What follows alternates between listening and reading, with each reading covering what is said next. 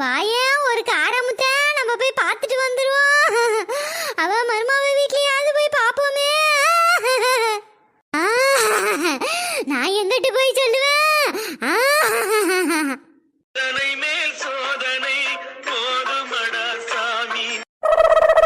அடச்சை, இவன் பொண்ணால மத்தவங்களுக்கு பிரச்சனை வருமே தவிர மத்தவங்களால உன் பொண்ணுக்கு பிரச்சனை வராது. ஒரே நடிச்சு தொல்லுவாளுவ இவ்வளவு